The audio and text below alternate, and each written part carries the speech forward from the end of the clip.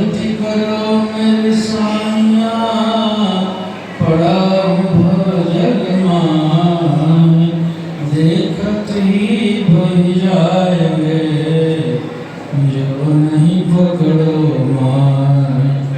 पार ब्रह्म परमेश्वर पूर्ण सच्चिदानंद, नमस्कार प्रभु आपको सब संतों के। बोल जयकारा हो मेरे सतगुरुदेव भगवान की, चंडी निवासी भगवान की जय, दयाल परमहंस महाराज की जय, सियावर रामचंद्र भगवान की जय।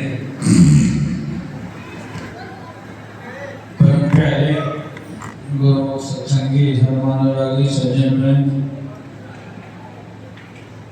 मंच पर विराजमान श्री सदगुरुदेव भगवान के पावन मूर्ति के सामने पवित्र भगवा वेश में बैठे मेरे आदरणीय संत बंधु एवं साथी बहनें,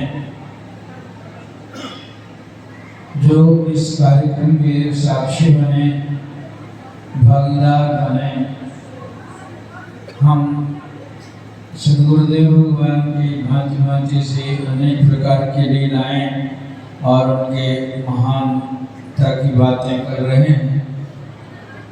भजन भी गाए जा रहे हैं, बहुत सारे लोग बोल भी रहे हैं। बोलने की जहाँ तक बात है, आदमी के अंदर में श्रोता भाव अधिक होना चाहिए, वही आदमी उचित आदमी होता है। बोलने को तो एक छोटा सा बच्चा भी बोलते रहता है, दूसरों के ऊपर अपनी वाणी का धाक जमाता है। जो छोटे छोटे बच्चे खेल कूद में होते हैं, वे भी हम बोलते इसलिए नहीं कि हम कुछ उपदेश कह रहे हैं, आपको कुछ सुना रहे हैं। गुरुदेव प्रभु की लीला का गुणगान किया जा रहा है और वह महसूस करने के लिए, सोचने के लिए। कहा जाता है कि श्रवण के बाद मनन होता है और मनन के बाद निधिध्यासन होता है, अर्थात श्रवण करने के बाद में चुप हो जाना चाहिए। जिस तरह से स्वाति बूंद को लेकर सीपी अपने मुंह को बंद करके समुद्र के गर्त में चला जाता है और उसे पकाता है, उसी तरह से नाना प्रकार से जो प्रवचन और उपदेशों के जरिए कुछ बिंदु हमारे लिए जो प्राप्त होते हैं, उनको अपने मन की गहराइयों में ले जाना चाहिए और उन मनन के बाद में फिर आचरण में तब उतरेगा। इसलिए मनन के बाद निधिध्यासन होगा। जो मनन करेगा वो मन में चला जाएगा और चुप हो जाएगा। बहुत सारे लोग गाने और बोलने के लिए बड़ी आकुलता होती है, उनको बोलने को न दिया जाए। हमारे मंच संचालक लोगों के महानुभाव के सामने बड़ी व्यवस्था होती है, उन्हें बोलने को न कहा जाए तो मुंह फुला लेंगे, नाराज हो जाएंगे। उनको गाने को न कहा जाए तो ये भी बिगड़ उठेंगे। लेकिन मतलब नहीं, आप बैठे हुए, इसका मतलब आप गा रहे हैं, बाकी लोग तो देख रहे हैं, तो क्या उनकी प्रार्थना वहाँ नहीं पहुँच रही है? उनके भी प्रार्थना, उनकी मौन प्रार्थना भी सुनी जा रही है। आपके बोलने के गाने से कहीं ज्यादा प्रभावशाली बैठ करके मनन चिंतन स्वरूप की ओर जो देख रहा है, उसकी प्रार्थनाएं भी उनके चरणों में जाके टकरा रही हैं और लग रही हैं। इससे ऐसा मान के कि हम हुजूर के दरबार में बैठे हुए हैं, जैसे जज के सामने मुजरिम बैठता है, वैसे ही मुजरिम के भाव से बैठना चाहिए कि हम महाराज गुनाहगार हैं, मेरे गुनाहों की माफी दे दो। कहते हैं कि लेखे दिन दिन छुट्टी है, छिन छिन भूलनहार, बख्शनहार बख्श लो नानक पार उतार। लेखा गिनती यदि कीजिएगा मेरे गुनाहों की, मेरे शुभाशुभ कर्मों का, तब तो मैं किसी हालत में बख्शा ही नहीं जाऊंगा। इसलिए आपका एक नाम बख्शनहारा भी है। एक न्यायकारी सत्ता है परमात्मा की, जो हमें दूध का दूध और पानी का पानी देता है। और सदगुरु दयाल अवतार कहे जाते हैं। और इनका तो जिनका जन्मदिन मनाने बैठे हैं, इनका नाम क्यों दयाल पड़ा होगा? कभी सोचा? इतने महात्मा हैं। वैसे तो दया सबके अंदर में भी होती है, जो उस ऊंचाई को पहुंच जाते हैं उनके अंदर में दया होती है। लेकिन इनका विशेष नाम दया इसलिए था कि वे दया के धनी थे, बहुत ही दयालु रहे होंगे, तब इनका नाम परमहंस दयाल जी पड़ा है। तो अब महापुरुषों के उन जीवन के कुछ प्रसंगों को ऐसे बुद्धि से बुद्धि में नहीं, हृदय से जो फील हुआ है, होता रहता है, उसमें थोड़ा सा वर्णन करेंगे। भगवान राम का जन्मदिन है, वे कल जन्मदिन होगा उनको, तो प्रभु श्री राम की लीलाओं को याद कीजिए कि जब वो अयोध्या में 14 वर्ष के वन काटने के बाद वापस आ रहे थे, तो पूरे अयोध्या में शहनाइयां बज रही थी, दिवाली मन रही थी और दरवाजे दरवाजे पर दीपोत्सव हो रहा था। माताएं भी आरती की थाली लेकर सजा के बैठी थी और प्रभु जब उतरते हैं पुष्पक विमान से तो देखते हैं, स्वाभाविक था कि अयोध्या में बहुत खुशहाली थी, साल कोई प्रसन्न था प्रभु के लिए, लेकिन उनकी निगाह कहाँ जाती, उन्होंने एक निगाह से दौड़ाया तो उनकी कैकेयी मैया नहीं थी वहाँ, और वो कैकेयी मैया के लिए भाप गए कि वो ग्लानि में कहीं गल रही हो। महापुरुष की दृष्टि देखो, खुशी में खुशी मनाना तो सामान्य व्यक्ति भी कर सकता है, सब खुश हो रहे तो उनके साथ भी नाचने लगे।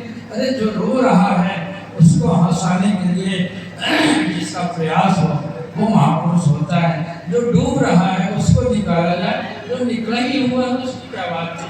और तमाम लोग थे, हम कैकेयी मैया के लिए सारी आरतियों को, सारी सेवा सत्कार को दरकिनार करते हुए प्रभु दौड़े हुए कैकेयी माँ के पास में गए, माँ माँ माँ कहते, और वो जैसे शहनाइयों की आवाज उसके कलेजे में चुभ रहा था, कह रहे भागिन तूने ये सौभाग्य न छीना होता अयोध्या का, तो ये 14 वर्ष पहले ये दृश्य हुआ होता, तुम्हारे चलते ये ऐसा हुआ। और ग्लानि से जूझ रही थी, काली पड़ गई थी बिल्कुल।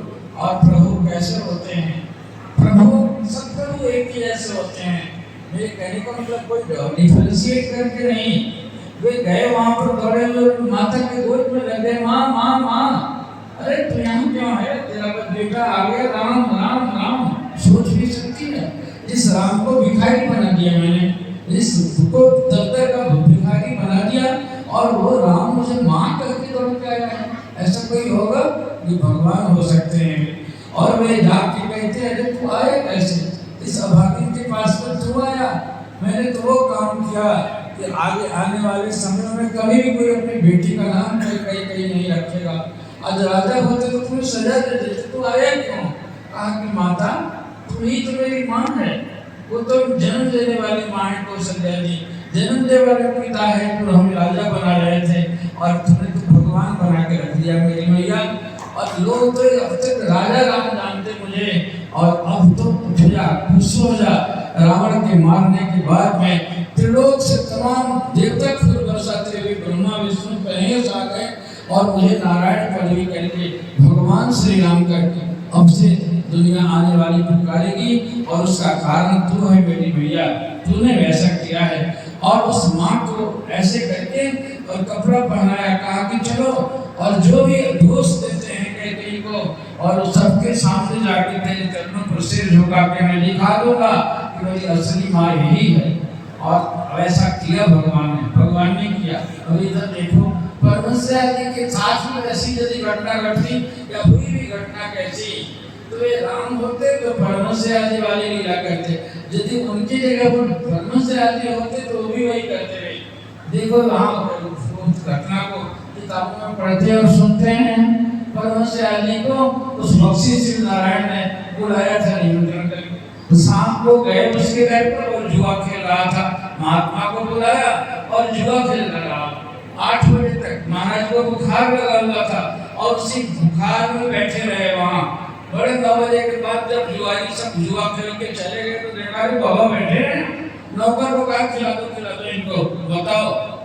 उतने बड़े महापुरुष को बुलाया और नौकर को कहता है खिला दो, और अपने जुआ के खुमारी में घूमता रहा और थूक उधर से उधर फेंकता था और नौकर खिला रहा था। महाराज को तो बुखार था, खाने का मन था नहीं, इसलिए अब महापुरुष कहते भी यदि वे नाराज होकर चले जाते तो कुदरत उसको और जरा सजा दे देती।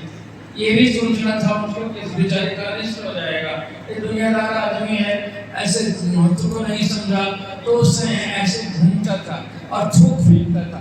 थूक फेंकते फेंकते एक थूक का टुकड़ा महाराज के थाली और कहा अब नहीं खाऊंगा मैं। उठ के जब चले गए वहाँ बताया नहीं भक्तों से कि कहाँ थे महाराज, शाम को गए भी इतनी देर क्यों हुई? ऐसी देर हो गई बेचारा कहीं फंसा हुआ। ऐसे कुछ भी नहीं कहा। दूसरे दिन उस कुदरत ने सजा दे दी और बेचारा जेल चला गया। उसकी सारी जागीर जो थी जब्त हो गई। और जब उसको पता चला कि मैंने जो गुनाह किया था, कल महाराज के साथ बदसलूकी की थी, उसी सजा में मुझे सजा मिली हुई है, उसी गुनाह से। तो परमहंस दयाल जी वहाँ जेल में गए उसके पास में और रोने लगा कि प्रभु मैंने गलती की है, आप माफ कर दीजिए, मैंने आपके साथ अच्छा व्यवहार नहीं किया। उन्होंने कहा बेटा मैंने किसी से बताया भी नहीं कि तूने ऐसा किया था। बच्चे तो माता पिता के दूध को गंदा कर देते हैं, तब भी माता पिता कुछ नहीं कहते हैं, इसलिए मेरे अंदर में जरा भी प्रतिक्रिया नहीं हुई। और यदि तेरा मन इसी बात से मानता है कि मेरे साथ ऐसे बदसलूकी करने के कारण कुदरत ने तुम्हें सजा दी है, तो लो मैं फकीर हूँ, मैं दोनों हाथ उठा के मैं खुदा के उस अदालत में दरख्वास्त करता हूँ कि यदि मेरे ही चलते इस गरीब को सजा हुई है तो आप इसको माफी दे दो, बख्श दो। उधर भगवान राम ने क्या किया? बड़ा जंगल, राजकुमार को जंगल लगा दिया, साधारण नहीं, जिसको गद्दी होने को थी उसको भिखारी बना दिया और उस माँ के साथ, माँ कहते हैं उसकी गोद में रहते हैं। इधर परमहंस दयाल जी के साथ में दरवाजे पर बुलाते और उस कमबख्त ने उनका आदर नहीं किया और उसके लिए हाथ उठाते हैं, दुआ करके भगवान की तरफ से उसको क्षमा मंगवाते हैं। तो दोनों प्रभुओं का एक ही काम हुआ ना, भगवान एक ही होते हैं। एकम सत्य प्राण बहुधा वदन्ति, सत्य एक ही है और विद्वान उसको बहुत तरह से कहा करते हैं। जो बिहेवियर भगवान राम का था और राम याद का था, जो राम याद का बिहेवियर था वो राम का था, ये अतिशयोक्ति नहीं है, ये सामान्य थी। और उसी दया भाव के कारण जो डाउन ट्रोडन है, जो दलित है, जो पिछड़ा है, जो अपाहिज है, जो ग्लानि से भरा हुआ है, उसको दुलार करके ऊंचा उठाना भगवान का काम था। हमारे साथ में यदि ऐसा होता है, हम कोई उपेक्षणीय काम करते हैं, क्या एक्सपेक्ट करते हैं हमसे आगे वाला हमको प्यार नहीं करे, हमारी गलतियों को भुला के ऐसे कर दे। मैंने श्री गुरु महाराज जी की क्रिया के बारे में परम सरकार से सुना था। महाराज जी के एक भक्त थे, श्री गुरु महाराज जी के जो भक्त बड़े आदमी थे, वो आपके दरबार में साधु होने के लिए शरणागत हुए और वो शरणागत होके बेचारा लगा रहता था सेवा में। एक दिन कहा कि महाराज की थाली धोने का काम मुझे मिल जाता, तो महाराज जी की थालियाँ थी, उसमें कटोरी गिलास जो चमचमाते वो उसके थे, चांदी के थे। तो अब उसको लालच हो गया और मलते मलते कई कटोरियाँ हुआ करते थे, उनकी कटोरियों की क्या कमी थी, कटोरी को जेब में रख लिया और उसको वहाँ देने के बाद गया सेवा करने के लिए, आया है साधु बनने के लिए, लेकिन तो फिर बुराई कैसी होती है। और जाके एक सुनार के यहाँ बेचने के लिए ले गया। संजोग से उसी सुनार ने वह उस कटोरी में उनको चढ़ाई थी और वो पहचान लिया। तो उसने कहा कि हाँ ऐसे ही मेरे पास एक रखी थी, आप कुछ पैसे दे दें। कुछ पैसे को ले लिया, उसने चला गया और वो कटोरी लेके श्री गुरु महाराज जी के पास गया कि महाराज जी कटोरी मेरे पास गई और वो आदमी जो आया है आपके पास में वो किस नियत से है? कहा कि साधु बनने वो तो आया है, आप इससे थोड़ी सावधानी रहेंगे, ये आपकी कटोरी मेरे पास ले जाकर उसने भेजी थी। अब गुरु महाराज जी ने ऐसे दयालु, इसको कोई राजा जान जाए, कोई बड़ा आदमी जान जाए, जितने बड़े थे वो जान जाए तो सजा दे देगा, उसको गिरफ्तार करवा लेगा। और महाराज कहते हैं बच्चा है ना, इसलिए उसको कहना मत, झिझक जाएगा, सकुचा जाएगा, टूट जाएगा, भाग जाएगा, इसलिए मेरे वक्त से अलावा दूसरा कोई ना जानने पाए। महाराज जी ने दबा दिया उसमें और उसको बच्चे को पिला के और खूब दुलार करने लगे, बड़ा प्यार करने लगे। बेटा अब तो तू आ गया दरबार में, अच्छा कोई आदत थी कोई तुम्हारी पहले खाने पीने की, कोई आदत थी तो पूरा कर दूंगा, ऐसे काहे नहीं? महाराज जी कोई नहीं। अरे कोई बात नहीं है, आदत हो तो जबरदस्ती नहीं रोका जाता ना, धीरे धीरे रोक लेना। और उसे खुद के निकलवाया तो उसने कहा कि महाराज जी मैं अफीम खाता था। और तो बेटा यहाँ पे याद आती है, मैंने छोड़ दिया तो साधु बना। कहा कि नहीं, एकाएक नहीं छोड़ना है, ऐसा करो भाई उठाई महात्मा को बुला के कहा थोड़ा सा अफीम मंगा के रख लो और इस बच्चे को आदत थी पुराने में थोड़ा थोड़ा दिया करे इसको। और महात्मा लोग उसको चुटकी है भगा भगत बन गया है, महाराज जी का दिया वही अफीम खाता है, लोगों को अफीम छुड़ाया जाता है और ये अफीम खाता है। इलाज के बाद धीरे धीरे धीरे धीरे धीरे करते उसने छोड़ दिया। और महाराज जी उसको प्यार से प्यार देते गए और कुछ वर्षों के बाद उसको सन्यासी बना दिया गया। सन्यास के भेष में जब प्रचार को जाने लगा बाहर, तो उपदेश करने लगा, बड़े बड़े लंबे लंबे लेकर देता फिरे, और वो प्रचार करते करते वर्षों बीत गए, बड़ा प्रचारक महात्मा बना। तो किसी ने गुरु महाराज जी का नाम लेकर उसने किसी को आशीर्वाद दिया, और उसके लिए उसने 3 पाँव चांदी भेंट किया। उस समय चांदी हुआ करता था लोगों को, और चांदी जब एकाएक मिला तो उसके मन में आता था, वो कटोरी की याद आती थी। मैंने गुरु महाराज जी की कटोरी चुराई थी, और उस कटोरी के बदले में 1 दर्जन कटोरी उसने बनवाई सुना के यहाँ जाके, और दरबार लगा हुआ था, और बुजुर्ग के सामने लाके 12 कटोरियां अर्पण की। सारे लोग हैरान करे, अमुक महात्मा तो इतना सेवा भाई किया, इतनी चमचमाती कटोरियां दी, और महाराज जी देख के हंसने लगे। और फिर बुला के उन्होंने पूछा, मगर इतनी कटोरियां क्यों बनवा रहे हैं? महाराज जी आपकी कृपा से आशीर्वाद दिया था, और किसी ने वो बुला कर दिया। मुझे मन था बहुत दिनों से कि आपको 1 दर्जन कटोरी चढ़ाता, आगे कटोरी क्यों चढ़वाता? थाली बनवा लिया होता, गिलास बना लिया होता, चम्मच बनाया, पूरा सेट ही बन सकता था इसका। आज मेरे मन ही था कि मैं कटोरी चढ़वाता। बार बार कहा कि कटोरी का क्यों मन किया? कहा कि बस ऐसे ही मन किया। फिर महाराज ने डांटा, गए पागल, बोलता क्यों नहीं? उस गांठ को खोल दी जब से। एकदम दंडवत करके लगा, उन्होंने सरकार मैं पापी इतना, मैं घर से जब आया था आपके पास साधुओं ने, तो एक दिन पाप मेरे मन में आया, और आपकी कटोरी मैंने चुरा ली थी, और वह कटोरी के बदले में आप इतना प्यार देते थे, तो ये इतना बढ़ा लिए। महाराज मैं ध्यान करने बैठता था तो मेरे सामने आपका स्वरूप नहीं, वो कटोरी नाचने लगती थी। मेरा मन ग्लानि से भर जाया था, करता था, और प्यार ही प्यार देते रहे मुझे।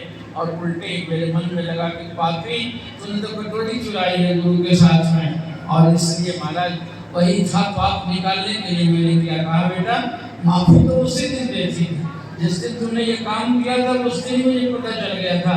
उस समय मैं कहा होता तो तुम टूट जाता।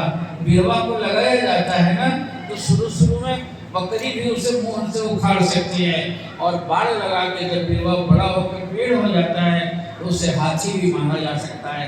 अब तुम मेरे बन चुके हो, प्रचारक बन चुके हो, उपदेशक बन चुके हो, तुम्हारा जीवन इतना ऊंचा। महापुरुषों के इस जीवन कहानी नहीं है, किताबों से पढ़ के सारे लोग ये कहानियों को जानते हैं, लेकिन कहीं रुक के देखो, तुम्हारे सामने कोई गलती करने वाला होता है तो क्षमा करते हो, तुम्हारे अंदर क्षमा होती है, तुम तो हंसी उड़ाते हो दूसरों से कह के, उसके प्रति उपेक्षा से भर जाते हो। तुम कमजोर है उसको हाथ लेकर नीचे उठाओ ना, बढ़ाओ ना अपनी ओर में। ये महापुरुषों की शिक्षा है। वे दया के धनी थे, उपकार के धनी थे, विनम्रता थी उनके अंदर में, सहिष्णुता थी, सहनशीलता थी। ऐसे सद्गुणों के आगार थे वे, चाहे प्रभु श्री राम हो, चाहे से परमहंस आदि हो, चाहे नंगे निवासी भगवान हो, या और सारे महात्मा महापुरुष हो, सारे महापुरुषों के महान पुरुषों के ये लीलाएं हैं। इसलिए कहीं जहाँ कहीं भी तुम बड़े होते हो तो तुमसे कोई छोटा होता है, और तुम कहीं छोटे होते हो तो तुमसे कोई बड़ा होता है। तुम यदि कहते हैं कि आत्मना प्रतिकूलानि परेशान समाचरे, धर्म का ये तत्व है यही कि अपने तुमको जो अच्छा लगे वही दूसरों के साथ भी करो।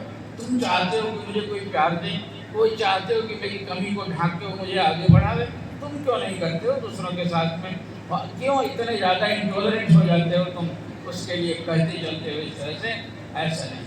तो ये महापुरुषों के जीवन से सहिष्णुता की शिक्षा लेनी चाहिए, उदारता की शिक्षा लेनी चाहिए।